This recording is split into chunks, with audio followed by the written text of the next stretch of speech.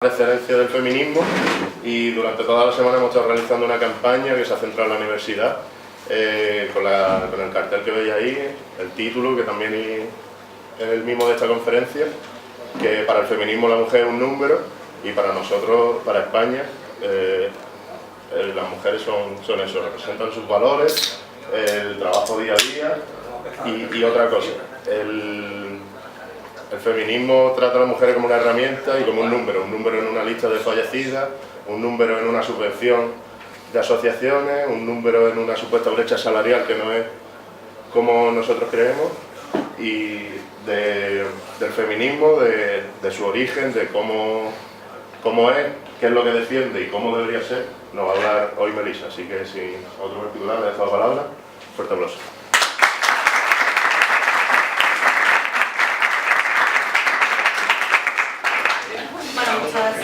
Muchas gracias a todos por estar aquí.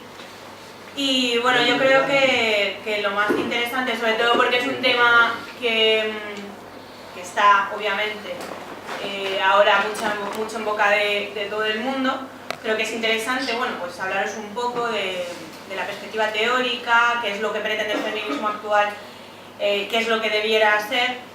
Y por otro lado, creo que es interesante generar un cierto debate, ¿no? Creo que es algo en lo que todos, hombres y mujeres, tenemos que aportar diferentes puntos de vista, diferentes incluso experiencias, que desmontan todo lo que es lo que pretende ser la hegemonía del feminismo en el momento en el que vivimos. Lo primero que hay que, para contextualizar, ¿no? Cuando se habla muchas veces de diferentes feminismos, ¿no? Incluso ahora Ciudadanos ha inventado esto del feminismo liberal, ¿no?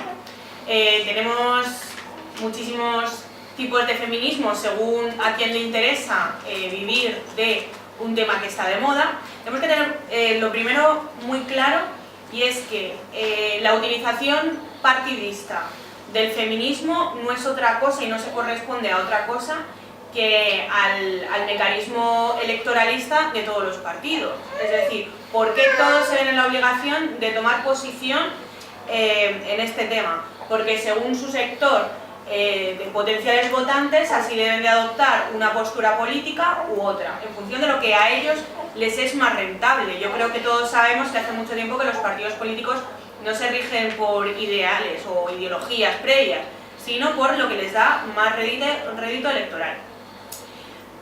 Dicho esto, para ponernos en el campo teórico, dentro de que la teoría feminista es una bestialidad, por mucho que digan que se ha silenciado siempre a las pensadoras o a las filósofas feministas, no es cierto, ya sea en la clandestinidad en un primer momento como en la época actual, que parece que es un derecho adquirido absolutamente. El ser mujer implica el que puedes hablar sobre cualquier tema y puedes opinar sobre cualquier tema porque tienes un derecho que te es adquirido por una supuesta discriminación estructural, pero sí que hay que diferenciar mucho entre las 4 olas que el feminismo teórico diferencia.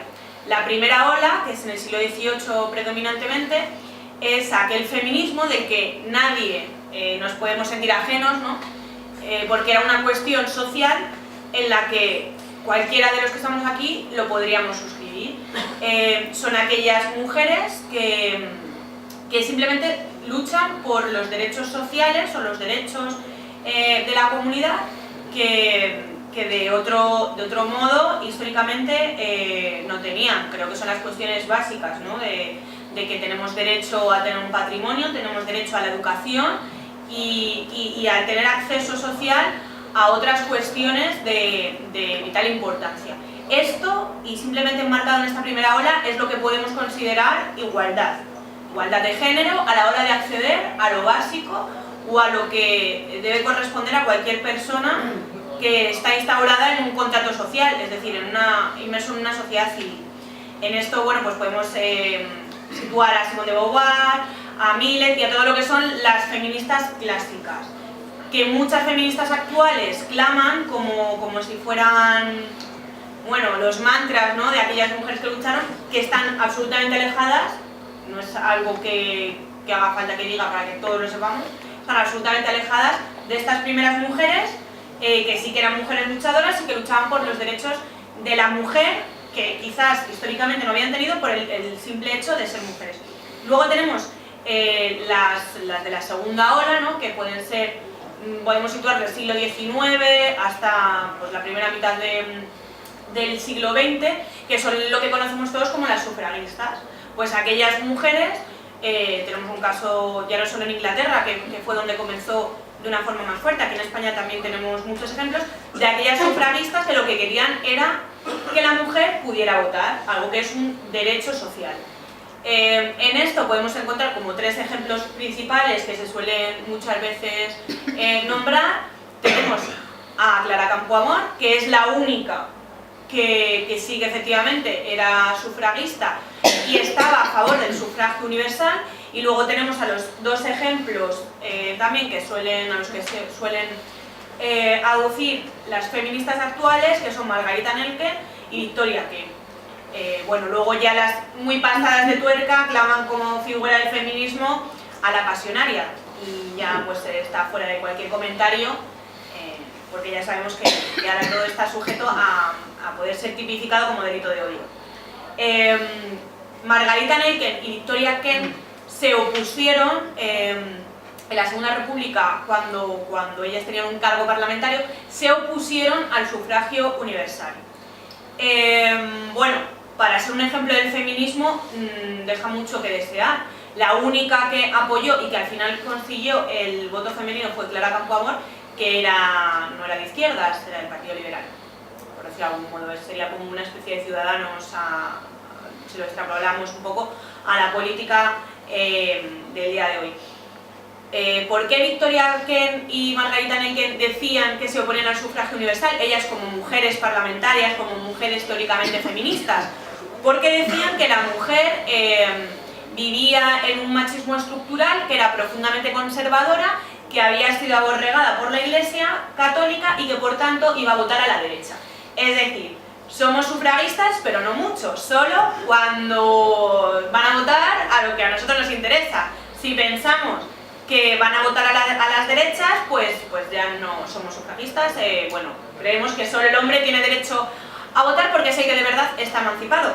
Cosa que sí que nos recuerda mucho a las feministas de hoy en día, ¿no? Que quieren todos los derechos para la mujer, pero cuando la mujer y los hombres votan algo que no les gusta, pues ya no creemos tanto en el sufragio universal.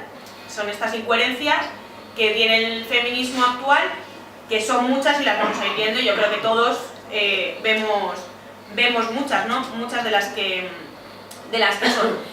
Luego está el feminismo de tercera ola, que es el que se suele centrar sobre todo en la década de los 70 del siglo XX, que lo podemos vincular un poco con el movimiento hippie. Es esta feminista que ya empieza a luchar contra los supuestos estereotipos de belleza de la mujer, es decir, se empieza a no depilar, este tipo de cuestiones, tiene una especie de revolución al no usar sujetador. Ya empezamos a ver ciertas cosas que yo creo que tienen más de politizado y de ideológico en cuanto a la extrema izquierda, o lo que podemos llamar una izquierda un poco más radical, que de lucha por los derechos sociales de la mujer. La única lucha social, entiéndaseme, lucha social como derecho que clama la sociedad, no que desde mi punto de vista personal sea legítimo, pero la única lucha que tuvo para cambiar algún tipo de legislación fue su postura proabortista, ¿no? Lo que clamaban era pues el derecho de la mujer a esto que denominan mi propio cuerpo. Más allá de eso, no había ningún tipo de propuesta jurídica, legal, de tipo civil, más allá de esta libertad con mi propio cuerpo, que tiene que ver todo con las políticas reproductivas, ya no solo la maternidad, sino también la sexualidad, donde se empieza a introducir la homosexualidad como algo a reclamar por el feminismo. Por tanto, vamos viendo cómo a partir de la tercera ola ya comienza esto a ser algo con un carácter más ideologizado hacia la izquierda. Y luego tenemos la cuarta ola, que ya es la que todos estamos viendo, que muy poco tiene que ver con la primera ola. ¿Qué es lo que pretende la cuarta ola?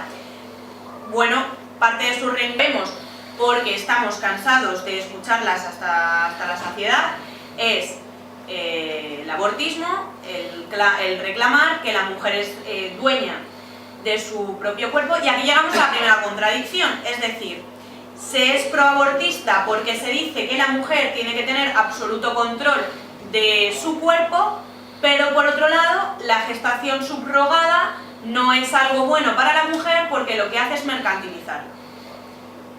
Eso yo personalmente lo compro, pero hay que mantener una coherencia. Si yo tengo el derecho absoluto sobre mi cuerpo, es para todo, para gestar y para abortar. Por tanto, lo que no se puede hacer es clamar los derechos de la mujer, por un lado, para abortar, pero no para comercializar su cuerpo. Luego hay otra cuestión en cuanto a la libertad reproductiva y a la libertad de cuerpo en el feminismo actual, que es la cuestión de la prostitución. Ahí se genera una especie de conflicto interno de los muchísimos que tiene el feminismo, y es que hay un determinado sector del feminismo actual que está a favor de la prostitución porque creen en la libertad absoluta de la mujer para comercializar con su cuerpo, y luego está al lado de las que dicen que no porque están mercantilizando. Yo creo que según vamos viendo cuáles son las diferencias, vamos situando un poco el corte ideológico que está siempre preeminente encima de todas las posiciones feministas. Por ejemplo, la posición feminista de Ciudadanos es a favor del aborto, evidentemente, a favor de la gestación subrogada, es decir, son coherentes con la decisión del propio cuerpo, y la prostitución, que ellos sí que claman por una legalización de la prostitución. Por tanto, vemos que la ideología que prima por encima de todos estos aspectos del feminismo es el liberalismo, obviamente, creo que es muy sencillo de ver. Por otro lado está la parte antagónica, la que dice somos proabortistas porque es nuestro cuerpo. ¿Por qué? Porque el comunismo actual, no el clásico, el marxista, está a favor de la emancipación absoluta, ya no del padre como a lo mejor podían teorizar Marx y Engels, sino el individualismo absoluto, que incluso podría rozar un poco con la ideología liberal, es lo que nos hace poder decidir sobre nuestro cuerpo. Pero por otro lado, como queremos colectivizar a la mujer como grupo oprimido y de presión política, lo que hacemos es decir que los que están a favor de la gestación subrogada lo que tratan de hacer es convertir nuestros vientres en hornos de pan a sueldo, y decir que la prostitución es exactamente lo mismo. Es producto de una sociedad absolutamente machista y heteropatriarcal que lo que hace es comercializar con nuestros cuerpos. Es muy evidente que lo que sigue con coherencia es la ideología de la extrema izquierda actual, ¿no? Entonces, ¿qué ocurre? Que dentro de estas diferencias pues se encuentran otras. Una que es compartida por el feminismo mayoritario, que por mucho que Ciudadanos trate de un poco acapararlo, no deja de ser el de la extrema izquierda. Nos encontramos con un reclamo absolutamente necesario para la liberación de la mujer, y es el lenguaje inclusivo, ¿no? Es una de sus principales herramientas de empoderamiento. ¿Qué ocurre? Que si hace falta llamar a la RAE machista y heteropatriarcal, se le llama. De hecho, es uno de los tótem del machismo para ellas, la RAE.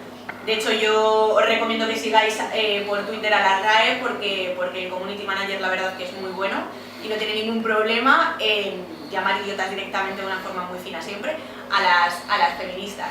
Entonces, ¿qué ocurre? Que ya no es solo el género para utilizar, porque según ellas la utilización del género masculino, como dice la RAE, no atiende a la generalización de una palabra de un colectivo en el plural, que es en el masculino. Ya no es solo eso, es que evidentemente se utiliza la O y no la A, porque venimos de un sistema heteropatriarcal y es ese machismo estructural el que nos lleva a identificarnos solo con el hombre cuando estamos colectivizados.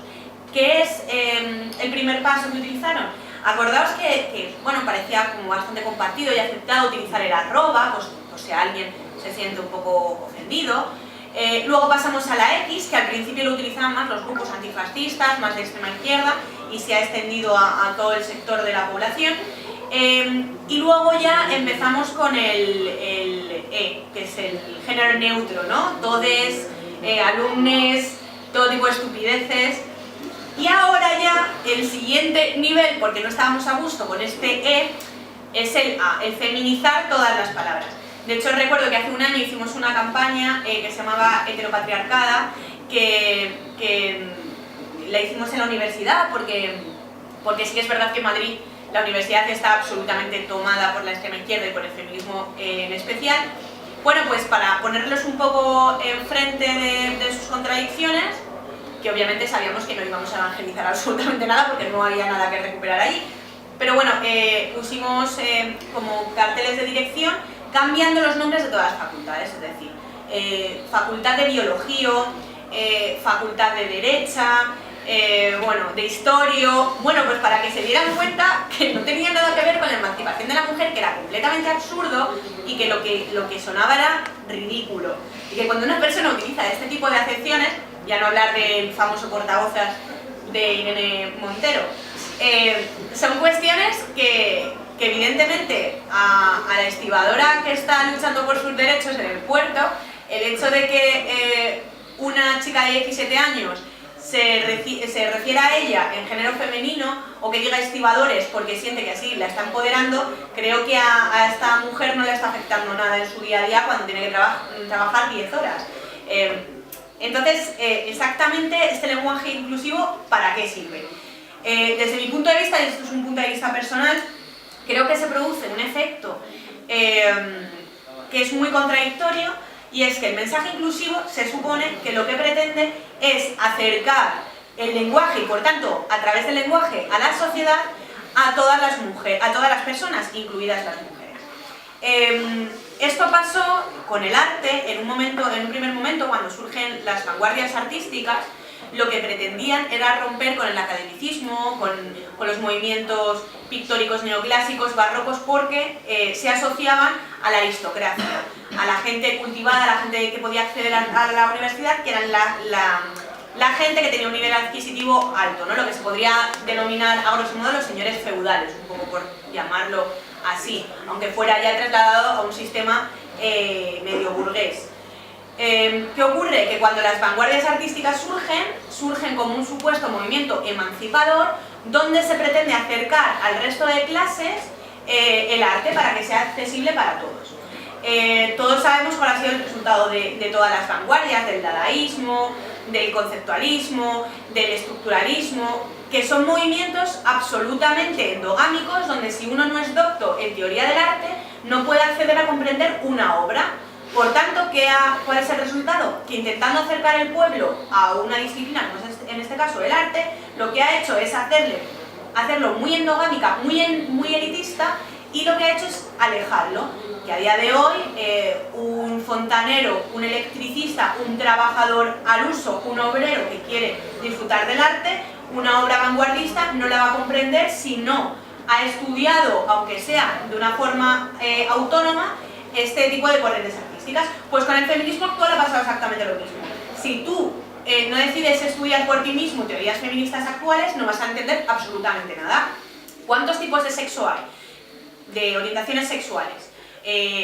Ya no solo la homosexualidad, la heterosexualidad, la bisexualidad, ya es la pansexualidad, la lisexualidad, es que hay 200.000, ¿no? Al final, mira, me he apuntado algunos porque yo que soy bastante friki de estos, muchas veces incluso se me olvidan.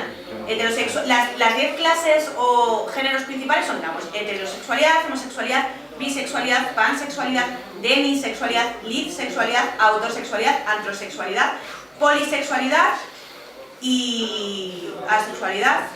Bueno, la sexualidad lo entendemos todos porque todos en conocimiento del medio hemos estudiado los caracoles, no por otra cosa. Es completamente desconocido, creo yo. Entonces, ¿qué ocurre? Que este idioma críptico lo que te lleva es precisamente alejarte de la lucha o de las cuestiones que le preocupan a los trabajadores.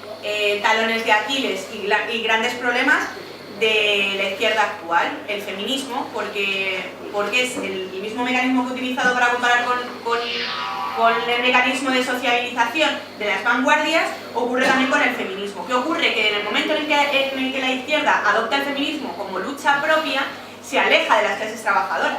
Evidentemente, a una señora de la limpieza, a una interna, a una asistenta, a una auxiliar de enfermería, a una enfermera o a cualquier tipo de trabajo que pueda desempeñar preeminentemente una mujer, tú le hablas de cis-heteropatriarcado y hablas de mansplaining y no entienden nada y siguen teniendo las mismas condiciones laborales pésimas que hasta un minuto antes de escuchar este tipo de palabras.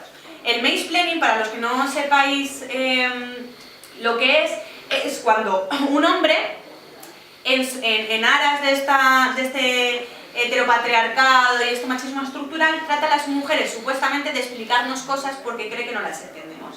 Es decir, cuando tú, por ejemplo, estás teniendo un tema de conversación sobre algún tema de... Por ejemplo, vamos a poner un ejemplo que a mí me llamó mucha la atención con todo el tema de este niño de Julen, cuando ocurrió todo lo que pasó en Totalán. Acordaros de los todólogos, ¿no? Es decir, periodistas que tienen 100 licenciaturas para poder comentar de casos jurídicos, de biología, de ingeniería civil, pueden comentar de todo y discutir incluso entre ellos, pues vemos cómo, bueno, tú puedes aportar y todo el mundo teníamos nuestras propias teorías. Si yo, por ejemplo, que tengo cero formación y cero conocimientos sobre ingeniería civil, llega un ingeniero civil y estamos hablando del tema y me dice, no, mira, te voy a explicar, me está haciendo mansplaining. Aunque él tenga formación sobre una cosa y yo no, él me está haciendo mansplaining porque está considerando, esto según las feministas, está considerando que me tiene que explicar algo porque yo como mujer no tengo ni idea. Esto es algo que yo sinceramente, siendo mujer y teniendo 30 años, no me ha pasado en la vida. Nunca jamás he sentido que un hombre, por el hecho de ser mujer, me diga, ven bonita que te tengo que explicar una cosa. Luego es diferente el mansplaining, que es, también se quejan muchas feministas, que es esta actitud o esta posición que toman supuestamente los hombres, en la que yo no he reparado nunca jamás, la verdad, hasta que surgió el debate, que es cuando supuestamente se abren de piernas en los transportes públicos y entonces nos invaden.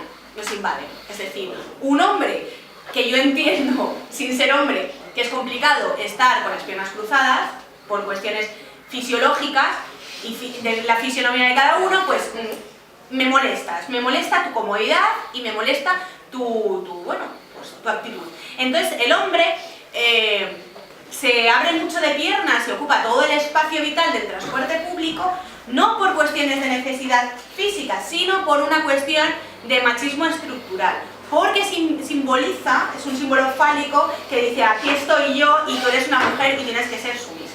Bueno, pues de estas cosas. Luego los micromachismos, que empezaron ya hace tiempo, y nosotros hicimos, de hecho la primera campaña que hicimos contra el feminismo radical, que fue la campaña de Globos Azules, fue a raíz de que Público, siempre a la vanguardia de este tipo de estupideces, sacó la campaña de los micromachismos. Entonces allí empezaron a surgir una serie de cuestiones que yo creo que muchas no nos habíamos planteado nunca. Pues ya las mujeres, que yo creo que con cierto resentimiento empezaron a lanzar cuestiones como el tema de ¿qué es para ti un micromachismo? El hecho de que te invite a un hombre, un compañero de trabajo o de clase, que te invite a un café, es un micromachismo.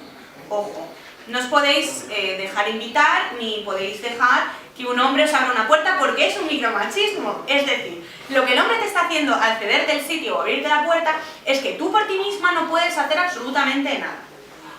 Vuelvo a lo mismo. Creo que una estibadora está preocupada por si un hombre le abre o no la puerta porque eso robe sus derechos como mujer. Empoderamiento, pues un palabra que ya está, por desgracia, muy instaurado dentro de nuestro vocabulario común, sobre todo por el uso que se da en el Congreso de Diputados, estas instituciones donde tienen un altavoz, y es aquella acción que realiza la mujer para ser independiente y tomar el poder de sus propias decisiones y también para colectivizarse. Bueno, pues es como una palabra muy vacía porque no sabemos exactamente qué es una actitud de empoderamiento. Empoderamiento es el hacer exhibiciones artísticas derramando sangre menstrual por todos los sitios. Eso es empoderamiento artístico de la mujer. Al abortar te empoderas. Bueno, también podemos decir que por esa regla de 3, y las mujeres pues nos dedicamos a matar por las calles a feministas que nos molestan, pues también es un empoderamiento por esa regla de 3. Empoderarse puede ser cualquier cosa que la mujer decida hacer porque dice que ha sido oprimida. Ese es el resumen de lo que viene siendo el empoderamiento. El cisgénero, cuando escuchéis cis heteronormativo, son palabras un poco complejas. Heteronormativo significa que sigue la norma de la heterosexualidad, de la heteronormatividad. El cis añadido significa que la persona que lo ejerce o la institución que lo ejerce coincide su sexo biológico con su género. ¿Vale? Son cuestiones que, como digo, el lenguaje inclusivo y todo este tipo de lenguaje crítico lo que hace es alejar a los trabajadores de la izquierda que adopta esto como tema prioritario. La cuestión principal, otra de las cuestiones principales que utiliza el feminismo actual es tratar de eliminar la feminidad. Yo creo que es algo que todas las mujeres sufrimos cuando somos señaladas por el lobby del feminismo predominante y dictatorial, que nos preocupa y a mí personalmente me cabrea bastante. Tratan de decirte que cuando tú eres madre o cuando estás a favor de la maternidad de las mujeres, lo que estás es, desde luego empoderada no estás siendo, pero lo que estás siendo es ser cis heteronormativa, seguir el machismo estructural que te dice que estás hecha para tener hijos. Es que creo que es una evidencia. Las mujeres, por mucho que digan las feministas, las mujeres biológicamente estamos creadas para tener hijos. Es que creo que es una cuestión que todos en el colegio aprendimos y no creamos violadores ni asesinos machistas en serie. Yo no conozco a ninguno de mi clase de toda la vida que sea un agresor sexual o que ejerza la violencia de género, porque en el colegio nos enseñaban ese tipo de cuestiones. Son unas cuestiones biológicas que una de las, desde mi punto de vista, pocas cosas buenas que hizo Azteoír fue poner un autobús, no el de ahora, el de antes, un lema que era muy sencillo porque era una verdad. Eso puso en tela de juicio y en debate social el que a día de hoy el trasfondo de todo ya no era si estabas a favor del autobús de Azteoír o en contra del autobús. Yo creo que contra una verdad no se puede estar a favor o en contra, simplemente es una verdad y punto. El debate de fondo es cómo incluso las verdades biológicas y de la ciencia son puestas a debate no por cuestiones científicas, de revisionismo científico que se actualice a sí mismo porque para ello existe la ciencia, sino que hubiera un revisionismo ideológico en el terreno de lo científico, ¿no? donde la ideología y la política entran para construir verdades.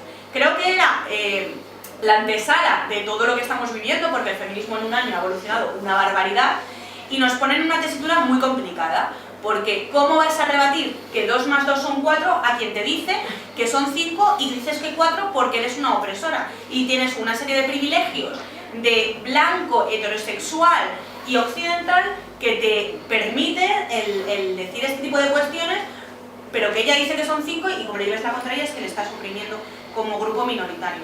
Creo que el debate es muy extenso y es una situación muy grave. La cuestión de la maternidad creo que es muy importante y creo que una de las cuestiones por las cuales el feminismo defiende el proabortismo como una de sus máximas es por, sinceramente, el vínculo que tiene el feminismo con las grandes potencias mundiales, con las élites financieras, que les interesa que la natalidad europea disminuya y utilizan simplemente al feminismo como ariete ideológico y social. Punto. ¿A quién le interesa que la población autóctona de Europa vaya disminuyendo y que la población española en concreto sea la más baja de Europa? A los grandes empresarios, a los grandes lobbies financieros que quieren que la mano de obra barata nos venga de fuera porque es más fácil de explotar. No creo que tengamos que mirar más allá, aparte de la obvia sustitución de nuestra identidad que tratan de suplantarnos a través de la introducción de otro tipo de nacionalidades y de grupos étnicos que sin embargo no tienen este problema de natalidad. Véase las mujeres de procedencia de países musulmanes, ¿no? Que no tienen ningún problema ni compran este discurso antinatalidad porque saben que en ello les va la vida y que en ello les va la supervivencia de su propia civilización, cosa que el europeo privilegiado y deconstruido tiene que tratar de eliminar. En el anterior tuvimos la tasa de natalidad más baja desde el 41. Evidentemente, la tasa se corresponde con un ambiente posbélico. Es que yo creo que estemos en unas cifras de natalidad equiparables a la que tuvimos en España en la posguerra es muy preocupante. Luego llegan las cuestiones económicas de quién va a pagar nuestras pensiones. Obviamente, cuando estamos empleando dinero público en que se produzcan abortos gratuitos y no en fomentar la natalidad, pues los que nos van a pagar las pensiones pues son los famosos pagapensiones que desde luego no nos la están pagando, sino que nos están costando bastante dinero, y ya no hablemos en cuanto al mantenimiento de estos pagapensiones en nuestras cárceles públicas con el dinero de todos los contribuyentes que sí que pagan las pensiones.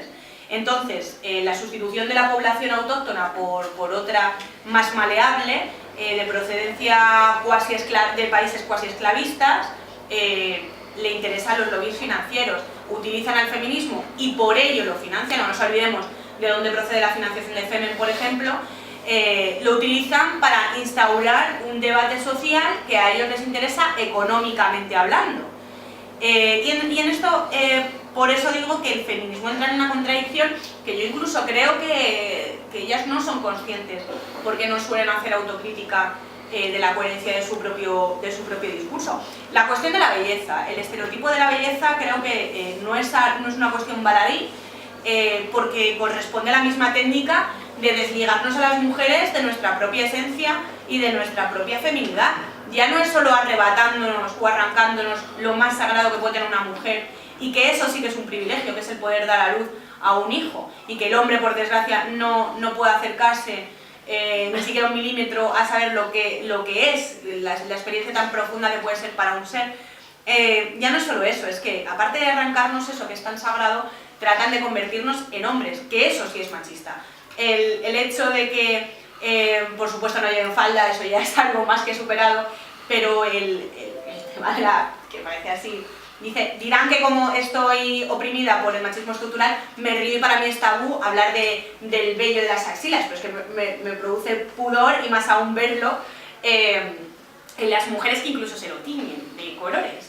De hecho, como experiencia personal, yo me ruboricé, tuve una entrevista hace como, creo, año y medio, y nosotros hacemos muchas entrevistas con estudiantes, ¿no? Entonces, a mí me gusta mucho hablar porque ahí vas haciendo un poco de calado de qué es lo que predomina en la universidad, cómo están los jóvenes y tal. Y recuerdo que era con unas chicas de telecomunicación, y bueno, pues había una muy mona y muy simpática que cuando fue a subir el trípode, subió el brazo y hacía calor y estaba en manga corta, pues dije, ahí va ella, empoderada, libre, feminista.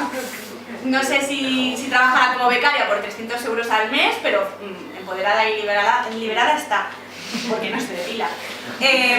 Estas cuestiones, ¿no? El tener una especie de arte abstracto en el pelo, porque eso es empoderamiento, es decir, el fomento de la mujer fea, que sí que es una cosa que la tercera ola, el feminismo tercera ola, el feminismo un poco ligado al movimiento hippie, sí que comenzaba a proclamar, ¿no? Como hemos dicho antes. Y también empezaba a proclamar algo que me parece muy preocupante por temas de salud, como es la gordura. Yo recuerdo una campaña que hicieron las feministas en Madrid, que se pusieron a reventar escaparates de tiendas de ropa, y ponían la talla 36 es opresión, o la 38, perdón, no era ni la 36, era la 38. Es una talla de opresión y tal. Y tú decías, joder, entonces para ser una mujer empoderada y libre tienes que utilizar a partir de una 40, 42, ya si utilizas una 60 eres la hostia de feminista. Ya no puedes ser más feminista. Bueno, es preocupante porque lo que están fomentando es una mujer que no cuida su salud, y que incluso se la juega. Quieren que la mujer sea una especie de deconstrucción de la feminidad. ¿Y por qué digo que eso me resulta un tanto machista? Porque el hecho de que la mujer se tenga que asemejar físicamente a un hombre para creer que está empoderada, no estamos cayendo en una especie de machismo estructural.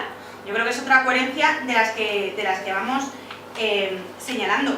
Luego, una cuestión muy preocupante y que tampoco creo que sea aleatorio, como precisamente la bajada de la natalidad fomentada por grandes lobbies, es el dividir a los trabajadores españoles, en este caso porque estamos hablando de España, pero creo que es extrapolable a todos los lugares occidentales donde está existiendo este fenómeno del feminismo, que por otro lado, igual que el 15M, es un movimiento que ha comenzado con más fuerza que en otros sitios en España y que está exportando al resto del mundo.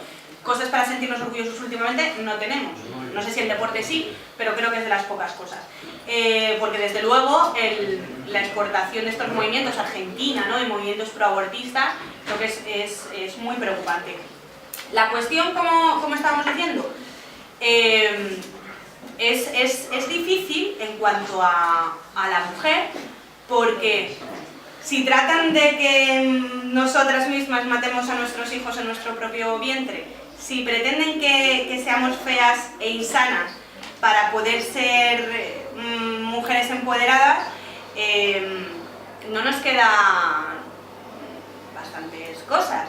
Nos queda el tema de la moral, que tratan también de construir, es decir, la moral de una mujer que pueda ser sociológicamente conservadora, es decir, ya no estoy hablando de que nosotros podamos tener un pensamiento patriota, identitario, no, me refiero a la mujer conservadora, el cliché que podemos tener todos con la mujer de toda la vida que va a misa. Bueno, pues eso también es un elemento a batir, y la Iglesia, por supuestísimo, un enemigo que tiene que ser devorado. De hecho, cuando estábamos comiendo estábamos hablando un poco de la cobardía y de la hipocresía de la izquierda, ¿no? O sea, de la izquierda, perdón, de la Iglesia, que incluso les está bien empleado en cierto modo porque no se saben defender. Creo que una de las materializaciones de esta cobardía de la Iglesia está en no solo exonerando de cualquier tipo de responsabilidad y dándole el perdón cristiano a Rita Maestre cuando entró profiriendo arderisco en el 36 y bueno, yendo en tetas, ¿no? No lo hacen en una mezquita. No lo hacen, porque allí no va a llegar el imán y va a decir: os exonero porque en la misericordia está nuestra virtud. Creo que no, y ellas son conocedoras de ello y por tanto nunca van a llegar a este punto. Pero ¿qué ocurre cuando la moral de la mujer tradicional está siendo atacada por esta hegemonía, que parece una hegemonía del pensamiento?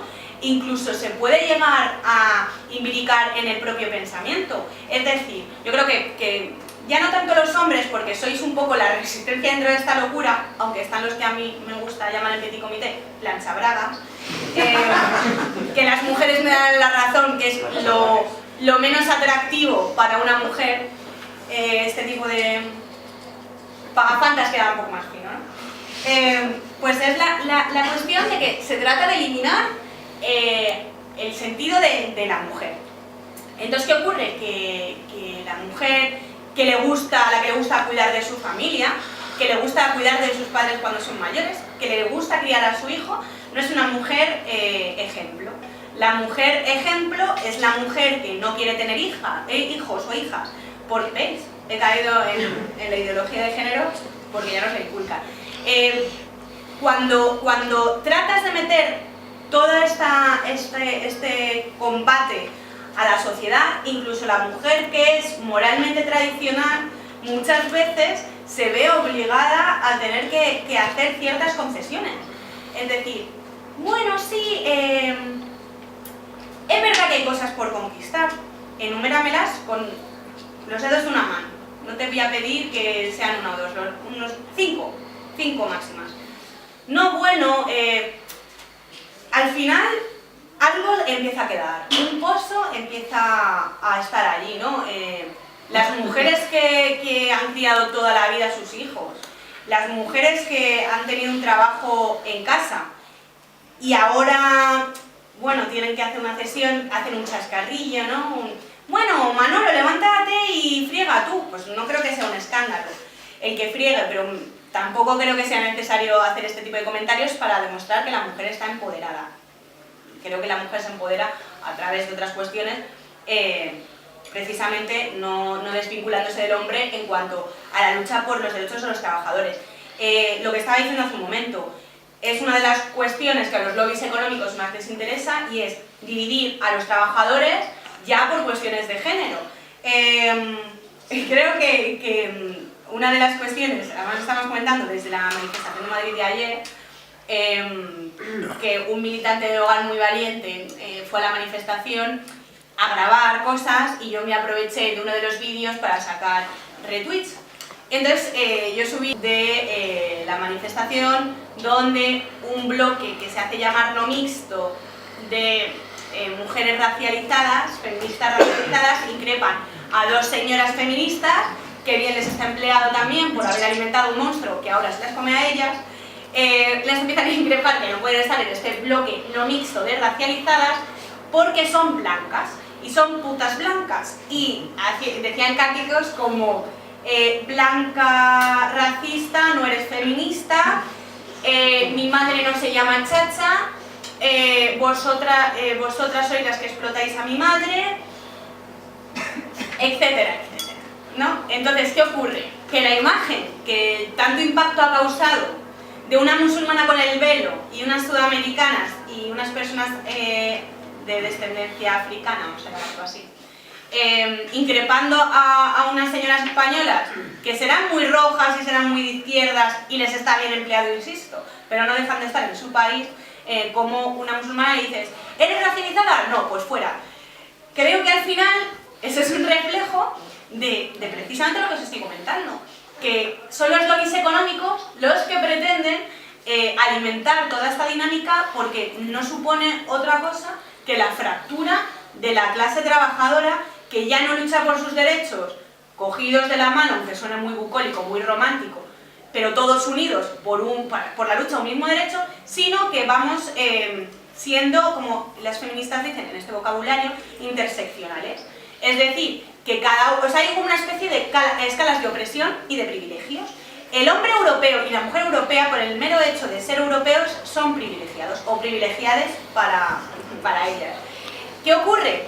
Que el hombre, por encima de todo, es el privilegiado, porque es blanco, heterosexual.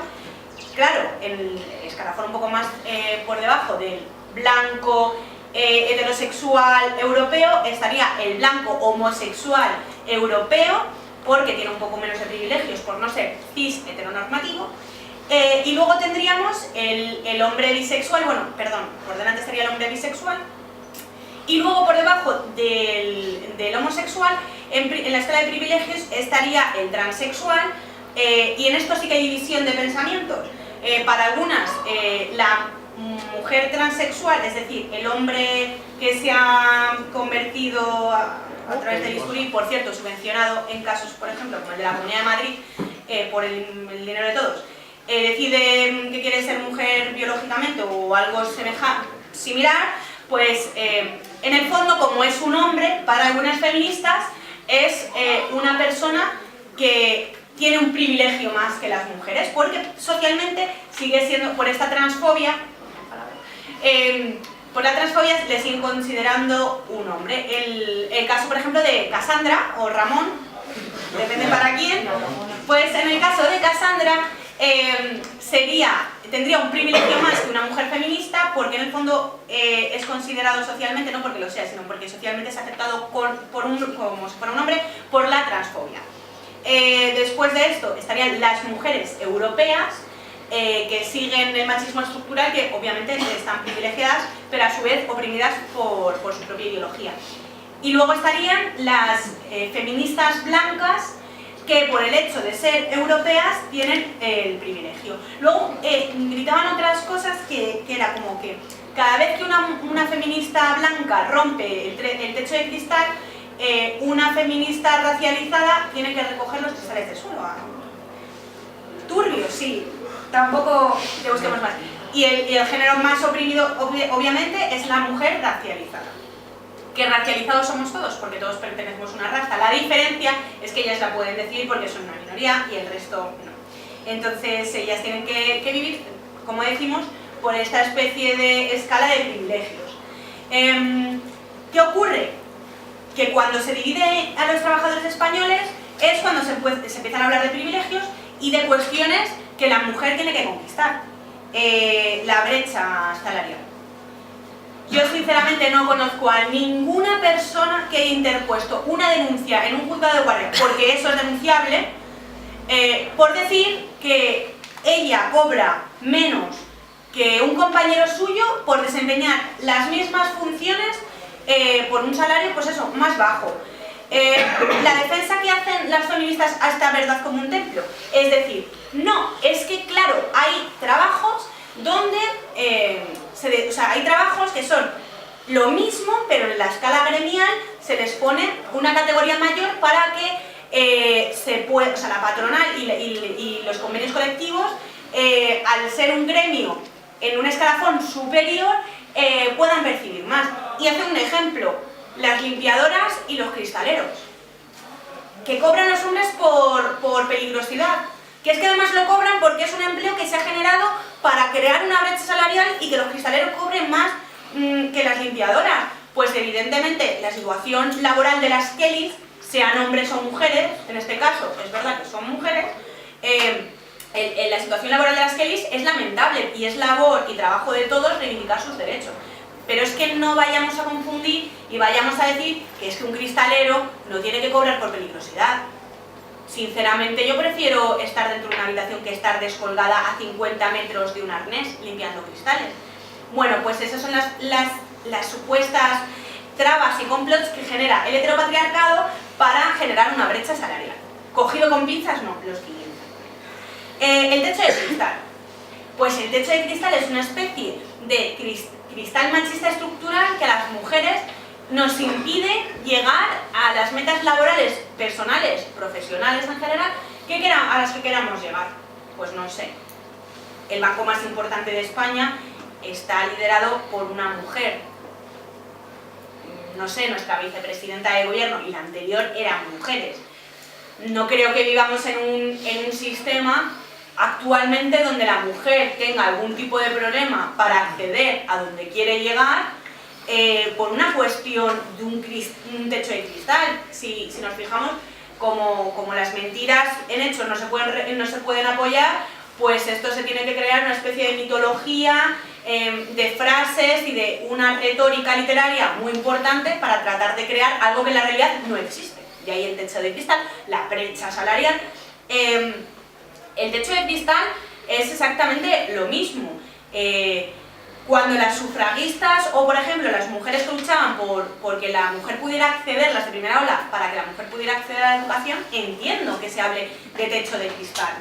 Pero en el siglo XXI yo creo que ninguna mujer, si trabaja, tiene un problema o un detrimento en cuanto a compararse o competir con un hombre. Sí que es cierto que hay cuestiones que todavía tenemos que cambiar y son muy reducidas y creo que es labor de todos y del interés de todos.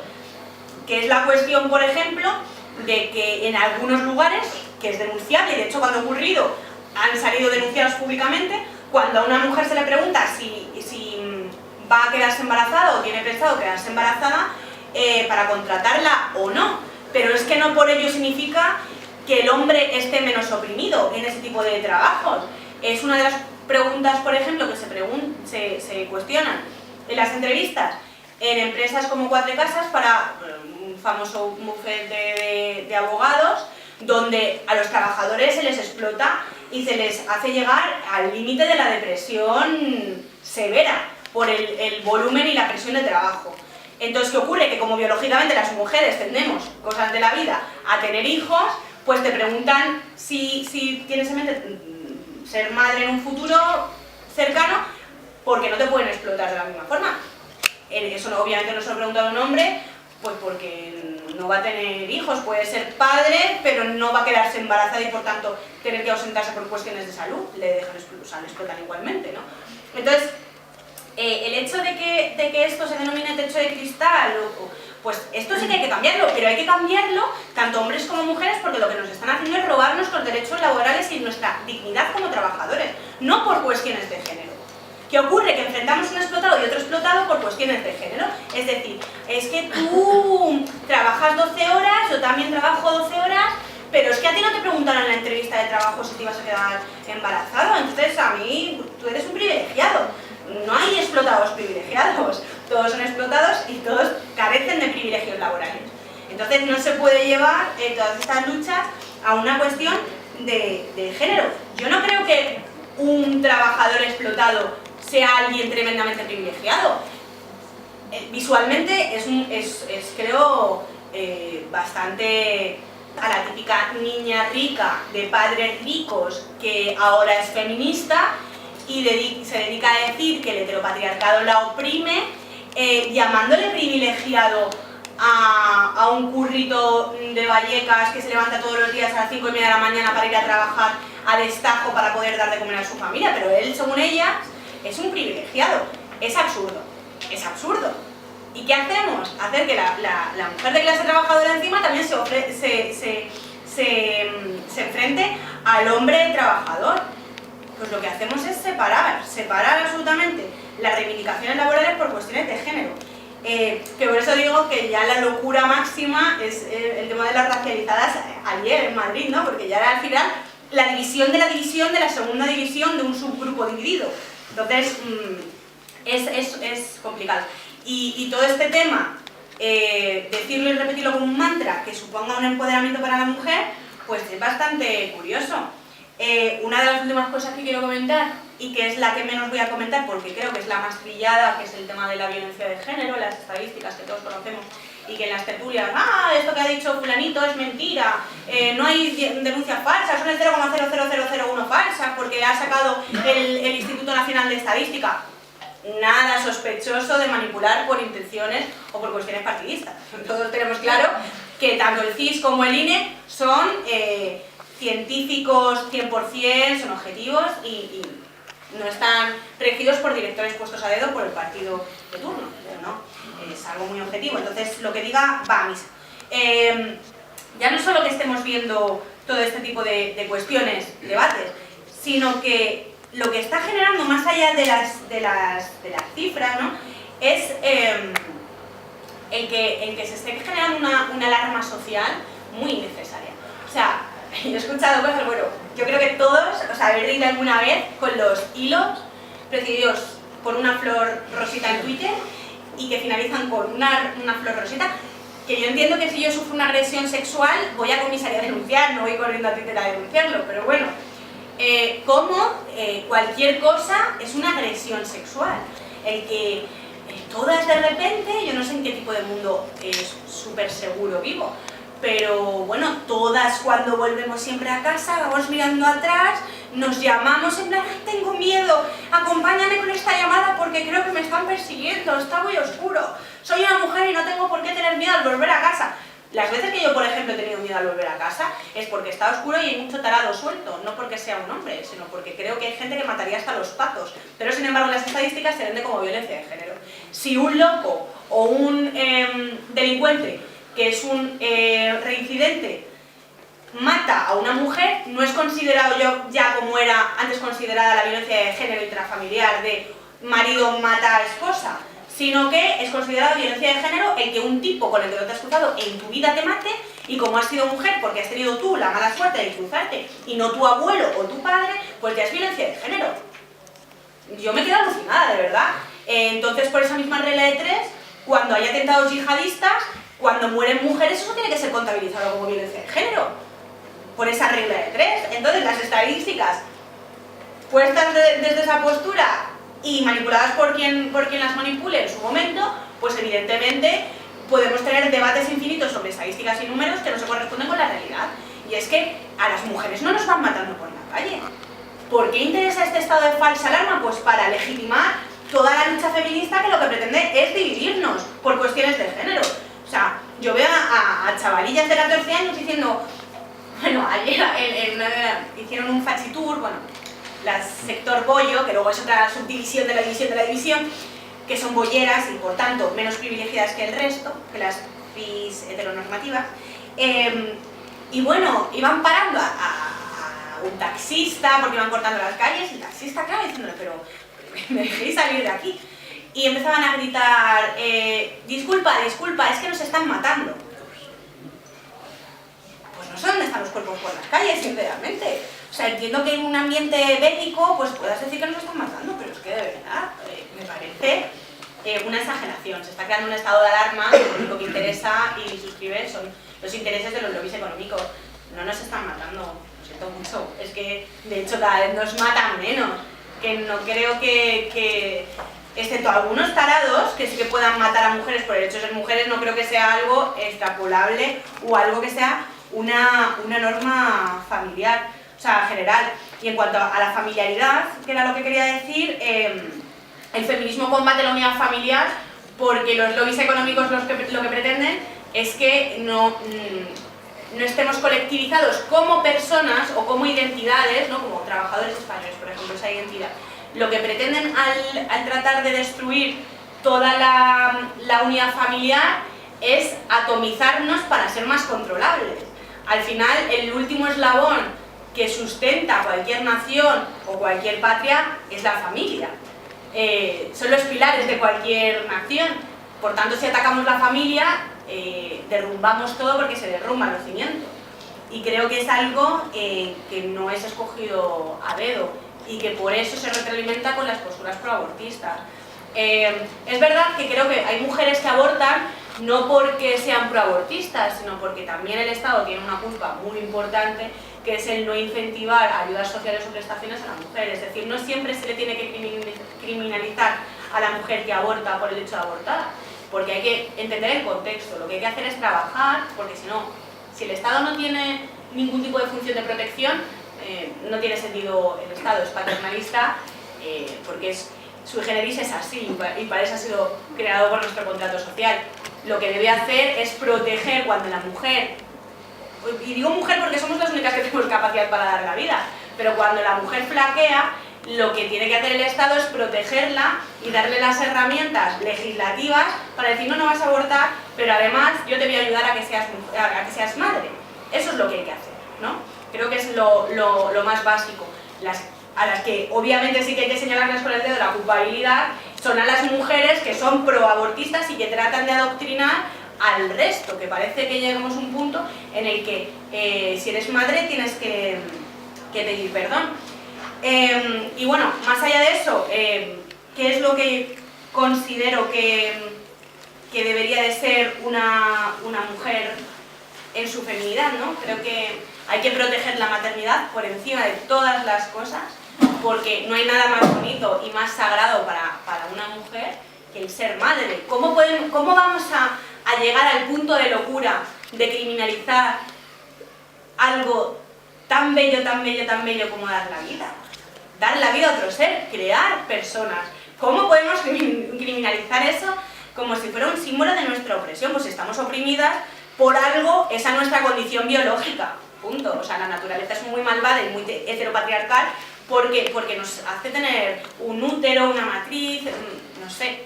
Si hay alguien machista entonces, tiene que ser la naturaleza que nos ha constituido así y que nos ha obligado a respirar, porque claro, es la opresión.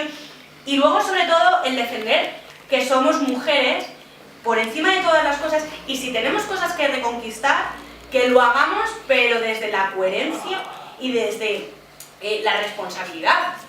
Sí que es verdad que hay una cuestión que es, por ejemplo, todo lo relacionado a cuando tenemos la menstruación, que no se debe de cobrar, por ejemplo, la compra de compresas o otro tipo de cuestiones para la menstruación. No se debe de poner un impuesto de lujo por una cuestión así, cuando creo que incluso debería de estar subvencionada por la Seguridad Social, porque yo no elijo tener la menstruación, esto es algo de mi salud y creo que el Estado también tiene que hacerse corresponsable de esto. Pero no se puede decir que pagamos el impuesto al artículo de lujo las mujeres porque somos mujeres y porque nos quieren fastidiar y nos quieren oprimir, dicen, pues os lo vamos a poner, porque los pañales para los bebés también tienen el impuesto, ¿no?, que se considera como artículo de lujo. Si fuera pañales para las niñas, las bebés, pues podríamos decir, bueno, pues igual aquí algo hay raro, pero no, es que es para los niños, ya sean hombres o mujeres. Por tanto, todo el tema de los permisos de maternidad, creo que es una conquista que no solo le interesa a las mujeres, sino también a los hombres que también quieren ejercer como padres. Las cuestiones laborales que nos impidan trabajar y además compaginarlo con la vida laboral es una conquista de todos como sociedad, no de mujeres contra hombres por cuestiones de género. Y ya nada, pues para finalizar, lo que yo pienso, obviamente creo que ha quedado bastante claro a lo largo de toda la conferencia, pero sobre todo decir que me siento muy orgullosa de ser la máxima responsable de una organización con predominantemente hombres. También, paréntesis, decir que tanto que nos tratan de dar lecciones de feminismo, creo que soy la única responsable de un movimiento político-social que soy mujer, entonces que a mí, lecciones de feminismo, a nosotros en general, las justas. Y luego, por otro lado, también decir que estoy muy orgullosa de todos los militantes hombres que están hoy aquí presentes, que pertenecen a Hogar Social, y sobre todo y por encima de todas las cosas que estoy muy orgullosa de haber dado a la luz al mundo a un hombre. Así que nada, muchas gracias y cualquier cosa que quieras comentar.